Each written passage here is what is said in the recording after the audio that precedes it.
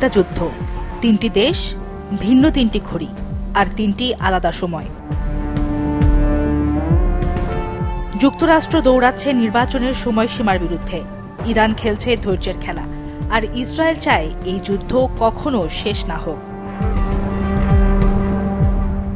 প্রশ্ন হলো, শেষ পর্যন্ত জিতবে কে? যে বেশি শক্তিশালী, নাকি যে বেশি সময় টিকে থাকতে পারবে? প্রতিটি সংঘাত যেন ঘুরছে ঘড়ির কাঁটার সাথে। সময় খুবই গুরুত্বপূর্ণ। যুক্তরাষ্ট্র, ইসরায়েল ও ইরানের সংঘাতও তার ব্যতিক্রম নয়। এখানে শুধুমাত্র শত্রুর বিরুদ্ধে লড়াই শেষ নয়, প্রতিটি পক্ষ লড়ছে সময়ের বিরুদ্ধেও। বিশ্লেষক, লেখক ও জ্বালানি বিশেষজ্ঞ জাসিম আল আজ্জাউই মধ্যপ্রাচ্যের এই সংঘাতকে ঘড়ির সাথে তুলনা করে বলেন, উপসাগরীয় অঞ্চলে চলমান এই সংঘাত শুধু সামরিক নয়, এটি অর্থনীতি, জ্বালানি এবং বৈশ্বিক রাজনীতির এক জটিল খেলা, বিশেষ করে হরমুজ প্রণালী, যা এখন এই যুদ্ধের কেন্দ্রবিন্দুতে পরিণত হয়েছে। প্রথম ঘড়ি ওয়াশিংটন।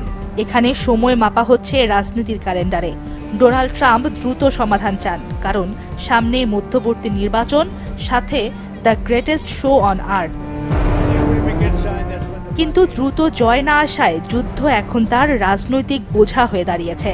এখানে তিনি নিজেকে এক ক্ষয় যুদ্ধের মধ্যে আবিষ্কার করছেন, যেখানে সময় ইরানের পক্ষে কাজ করছে। শিকাগো বিশ্ববিদ্যালয়ের অধ্যাপক জন মিয়ারশেইমার সরাসরি বলেন, ট্রাম্প একটি ভয়াবহ ভুল করেছেন। ট্রাম্প দ্রুত সামরিক চাপ তৈরি করে ইরানকে নত করতে শুরুতেই ৬০ দিনের সময়সীমা নির্ধারণ করেছিলেন, কিন্তু বাস্তবতা যা উল্টো হয়েছে। তিনি নিজেই এখন সবথেকে বড় চাপে।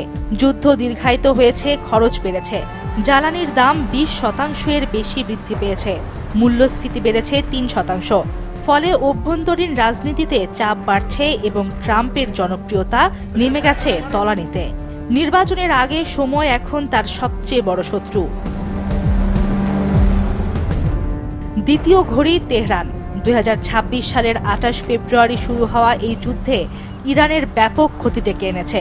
সর্বোচ্চ নেতা আয়াতুল্লাহ আলী খামিনি এবং শীর্ষ সামরিক কর্মকর্তাদের মৃত্যু, পারমাণবিক অবকাঠামোর ওপর হামলা এবং মারাত্মক অর্থনৈতিক ধাক্কা। তবুও ভেঙে পড়েনি ইরানের শাসন ব্যবস্থা।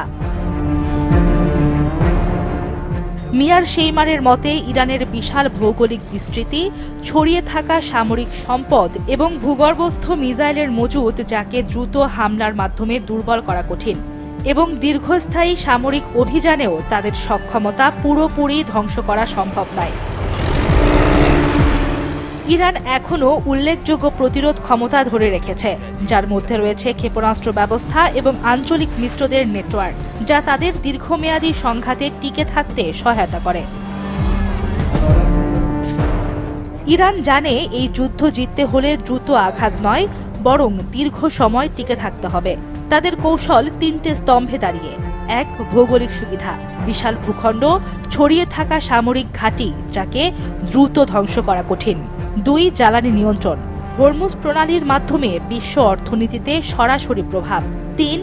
আঞ্চলিক মিত্র, লেবানন, ইয়েমেন ও অন্যান্য স্থানে মিত্র গোষ্ঠীর উপস্থিতি। এই কৌশল ইরানকে দেয় সময় আর প্রতিপক্ষকে করে ক্লান্ত। আর তাদের সবচেয়ে বড় অস্ত্র ভৌগোলিক অবস্থান। তারা যেন জ্বলন্ত কয়লার হাত ধরে আছে, ব্যথা হচ্ছে তবুও ছাড়ছে না। তৃতীয় ঘড়ি তেল আবিব। বেনিয়ামিন নেতানিয়াহুর জন্য এই যুদ্ধের অর্থ ভিন্ন। তার সামনে রয়েছে রাজনৈতিক চাপ, আইনি চ্যালেঞ্জ এবং জনমত। যুদ্ধ তাকে দেয় জাতীয় ঐক্য, বিরোধীদের নিরাপত্তা এবং রাজনৈতিক সময় কেনার সুযোগ। এছাড়া আঞ্চলিক লক্ষ্য, যেমন হিজবুল্লাহকে দুর্বল করা, এই দীর্ঘ যুদ্ধের অংশ। তাই তার জন্য যুদ্ধ যত দীর্ঘ হয় ততই লাভ। অভিজ্ঞ কলামিস্ট এবং ইসরায়েলের অন্যতম কঠোর সমালোচক গিদেওন লেভি দীর্ঘদিন ধরে বলে আসছেন, সামরিকতাবাদ নেতানিয়াহুর জন্য কেবল একটি রাজনৈতিক হাতিয়ার নয়, বরং তার মূল দৃষ্টি। ক্রিস হেজেসকে তিনি বলেন, ইসরায়েলে যুদ্ধ সবসময় প্রথম বিকল্প, শেষ নয়। তিনি এমন এক রাজনৈতিক সংস্কৃতির কথা তুলে ধরেন যেখানে কূটনীতিকে পাশে সরিয়ে রেখে ধারাবাহিকভাবে সামরিক সমাধানকেই অগ্রাধিকার দেওয়া হয়। লেভির পর্যবেক্ষণ অনুযায়ী ইসরায়েলের ভেতরে এই যুদ্ধ নিয়ে কোনো প্রশ্ন বা সংশয়ের জায়গা নেই। এই সংঘাত শুধু 3 দেশের মধ্যে সীমাবদ্ধ নয়, এর প্রভাব প্রতিটি দেশের জ্বালানি বাজারে। তেলের সরবরাহ চেইন ব্যাহত, মানে উন্নয়নশীল দেশগুলোর উপর বাড়তি চাপ। একটি প্রণালী বন্ধে পুরো বিশ্ব যেন কেঁপে উঠেছে। এই 3টি ঘড়ির সংঘর্ষ এতটা বিপজ্জনক হওয়ার কারণ 3টি দেশ 3টি ভিন্ন সময়রেখায় চলছে। যেখানে যুক্তরাষ্ট্র দ্রুত সমাধান চায়, ইরান সময় নিজের দিকে টেনে নেয়, আর ইসরায়েল যুদ্ধ দীর্ঘায়িত করতে চায়। শেষ পর্যন্ত এই সংঘাতে সময় হয়তো একমাত্র উপাদান যা বুলেট বোমা, নিষেধাজ্ঞা বা প্রতারণার মাধ্যমে নিয়ন্ত্রণ করা যায় না। পরবর্তী দিনের কাঠামো নির্ধারিত হবে তাদের দ্বারা, যারা এই বাস্তবতাকে বুঝতে পারবে এবং এর পরিণতি সহ্য করার মতো অভ্যন্তরীণ রাজনৈতিক শক্তি রাখে। বর্তমান পরিস্থিতি অনুযায়ী ওয়াশিংটনই একমাত্র রাজধানী যেখানে সময় ফুরিয়ে আসছে। সামিরা মাসরুহা, চ্যানেল 24।